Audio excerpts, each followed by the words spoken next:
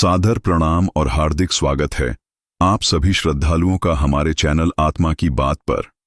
आज गणेश चतुर्थी के पावन अवसर पर हम भगवान गणेश की उस पवित्र कथा को सुनेंगे जो हमारे हृदय को पुण्य, शांति और बुद्धि से परिपूर्ण करती है। यह कथा है उनके जन्म, सिंधु असुर के वध, गणेश जी और तुलसी माता की कथा, सिद्ध बुद्धि से विवाह और उनके स्वरूप व उत्सव के गहरे संदेशों की। शिव पुराण, गणेश पुराण और मुद्गल पुराण के आधार पर आइए इस दिव्य कथा में गोता लगाएं।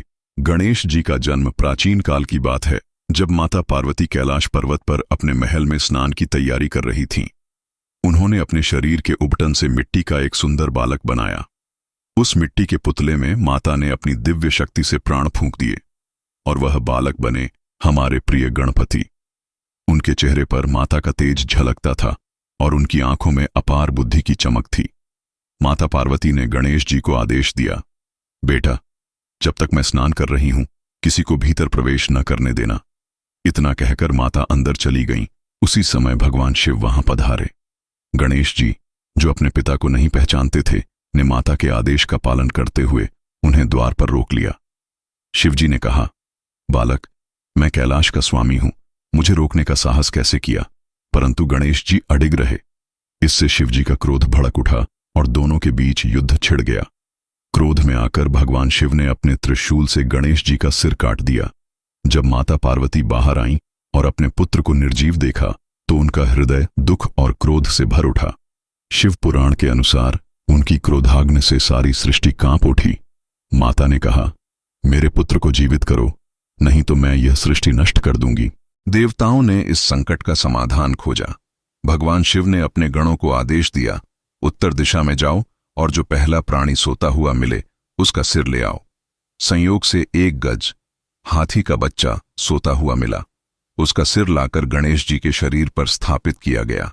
शिवजी ने अपनी शक्ति से गणेश जी में पुनः प्राण फूंके और इस प्रकार हमारे गजानन पुनर्जनन हुए। शिवजी ने उन्हें आशीर्वाद दिया, हे गणेश, तुम सदा प्रथम पूज्य रहोगे। हर शुभ कार्य से पहले तुम्हारी ही आराधना होगी। गणेश पुराण में कहा गया है कि इस आशीर्वाद ने गणेश जी को विघ्नहर्ता और सिद्धिदाता के रूप में स्थापित किया। दोस्तों, यह कथा हमें माता पिता के प्रति श्रद्धा और कर्तव्य का महत्व सिखाती है। गणेश जी ने माता के आदेश का पालन करने के लिए अपने प्राणों की भी परवाह नहीं की। अब हम आरंभ करते हैं सिंधु असुर का वध कैसे किया भगवान श्री गणेश जी ने। कथा आगे बढ़ती है। मुद्गल पुराण के अनुसार एक समय था जब सिंधु नामक शक्तिशाली असुर ने तीनों लोकों में आतंक मचा रखा था। उसने अपनी तपस्या से ब्रह्मा जी से वरदान प्राप्त किया था कि कोई साधारण देवता उसे पराजित नहीं कर सकता। उसने देवताओं को युद्ध में हराकर स्वर्ग पर कब्जा कर लिया।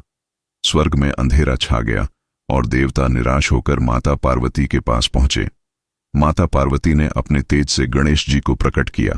गणेश जी, जिनका स्वरूप बुद्धि और बल का प्रतीक है, ने सिंधु असुर को ललकारा।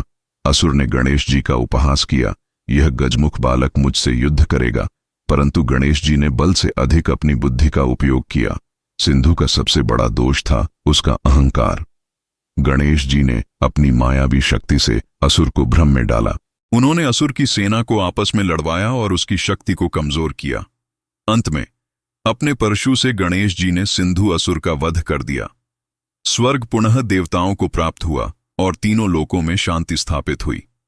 तब से गणेश जी को विघ्नहर्ता, संकटों का नाश करने वाला और संकट नाशक कहा जाने लगा। यह कथा हमें सिखाती है कि बुद्धि और रणनीति से सबसे बड़ी बाधा को भी पार किया जा सकता है। अब आरंभ होता है भगवान परशुराम का और गणेश जी से युद्ध कैसे हुआ। शिव पुराण में एक और रोचक कथा है।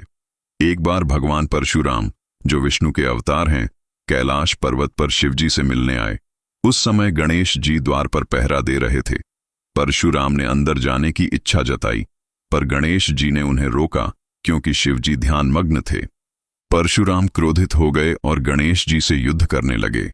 युद्ध में परशुराम ने अपने परशु फरसे से गणेश जी पर प्रहार किया, जिससे उनका एक दांत टूट गया। गणेश जी ने इस प्रहार को सहजता से स्वीकार किया क्योंकि वह परशु शिवजी द्वारा दिया गया था। इस घटना के बाद गणेश जी एकदंत कहलाए।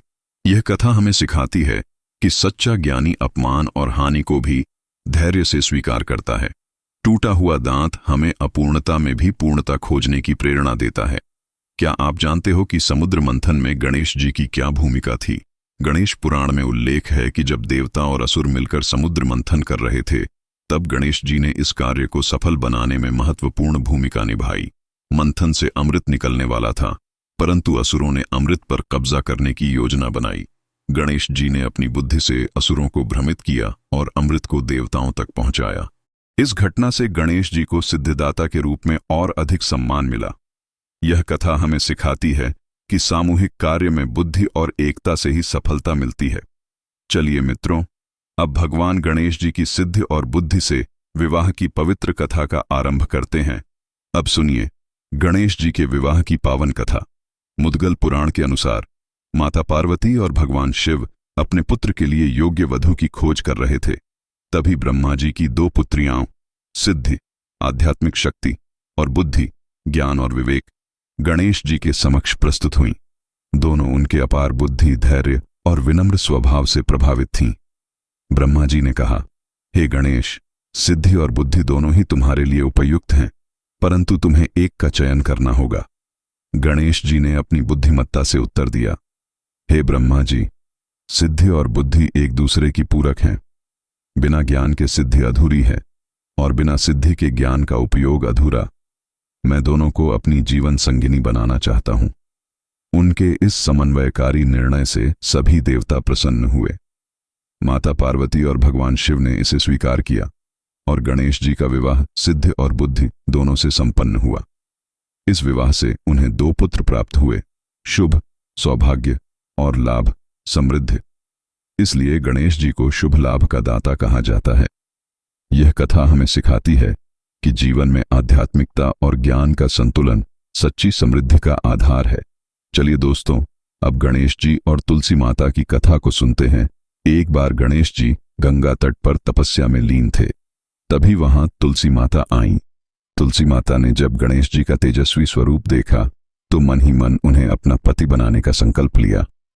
उन्होंने गणेश जी के सामने विवाह का प्रस्ताव रखा। गणेश जी ने शांत स्वर में कहा, माता, मेरा विवाह केवल सिद्धि और बुद्धि से ही हुआ है।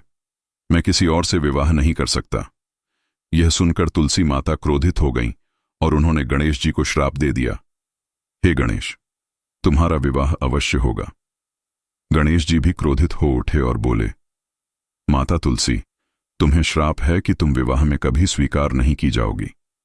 तुम केवल पूजा पाठ में ही प्रयुक्त होगी, लेकिन मेरे पूजन में तुम्हारा प्रयोग वर्जित रहेगा।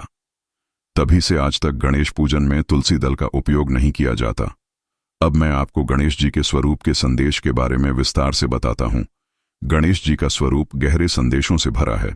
उनका बड़ा सिर हमें बड़े और सकारात्मक विचार रखने की सीख देता है।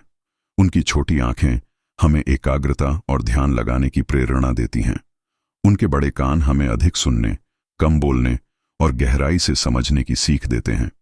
उनका बड़ा पेट हमें सुख दुख को समान रूप से स्वीकार करने की प्रेरणा देता है। उनका टूटा हुआ दांत हमें अपूर्णता में भी पूर्णता खोजने की सीख देता है। उनका मूषक, वाहन, हमें अपनी इच्छाओं पर नियंत्रण रखने की प्रेरणा देता है, चाहे वे छोटी हों या बड़ी। इन संदेशों को अपनाकर हम अपने जीवन को और अधिक सार्थक बना सकते हैं। दोस्तों, क्या आप जानते हैं गणेश चतुर्थी का उत्सव कब मनाया जाता है? भाद्रपद मास की शुक्ल चतुर्थी को गणेश चतुर्थी के रूप में मनाया जाता है। गणेश पुराण के अनुसार इस दिन गणेश जी का जन्म हुआ था। भक्त इस दिन उनकी मूर्ति घर लाते हैं, 10 दिनों तक पूजा अर्चना करते हैं और 11वें दिन मूर्ति को जल में विसर्जित करते हैं। इस विसर्जन का गहरा दार्शनिक अर्थ है। यह हमें सिखाता है कि इस संसार में कुछ भी स्थायी नहीं, न सुख न दुख, न कोई रिश्ता, परंतु गणपति हमारे हृदय में सदा विराजमान रहते हैं। गणेश चतुर्थी में भक्त मोदक, लड्डू और अन्य प्रसाद चढ़ाते हैं, क्योंकि गणेश जी को मोदक अति प्रिय हैं। यह उत्सव हमें एकजुटता, भक्ति और त्याग की भावना सिखाता है। गणेश जी और मां लक्ष्मी का रिश्ता।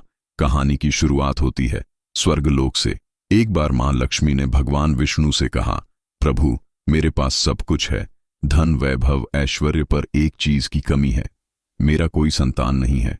भगवान विष्णु ने मुस्कुराते हुए कहा, माँ लक्ष्मीपुत्र तो केवल माता पार्वती और महादेव के आशीर्वाद से ही मिलता है। आप चाहें तो गणेश जी को अपना पुत्र मान सकती हैं। माँ लक्ष्मी गणेश जी के पास गईं और उनसे कहा, हे विघ्नहर्ता, मैं तुम्हें अपने पुत्र के रूप में स्वीकार करना चाहती हूँ। गणेश जी ने भी विनम्रता से उन्हें माता का स्थान दे दिया। तभी से माँ लक्ष्मी और गणेश जी का रिश्ता माँ बेटे का माना जाता है। यही कारण है कि धन की देवी लक्ष्मी और बुद्धि के देवता गणेश दोनों को साथ साथ पूजने की परंपरा है। लक्ष्मी बिना गणेश अधूरी हैं और गणेश बिना लक्ष्मी। दोस्तों, गणेश जी की कथा हमें सिखाती है, बुद्धि से बड़ा कोई बल नहीं। यही कारण है कि हर शुभ कार्य की शुरुआत गणेश जी की आराधना से होती है, क्योंकि जहां गणपति हैं वहां विघ्न का कोई स्थान नहीं। तो आइए इस गणेश चतुर्थी पर एक स्वर में कहें, गणपति बप्पा मोरया, मंगल मूर्ति मोरया। मैं आपसे इस कहानी के द्वारा एक निवेदन करता हूं, इस कथा को अपने दोस्तों और परिवार के साथ शेयर करें। आत्मा की बात को सब्सक्राइब करें ताकि ऐसी ही प्रेरणादायक कहानियां आप तक पहुंचती रहें। जय श्री गणेश।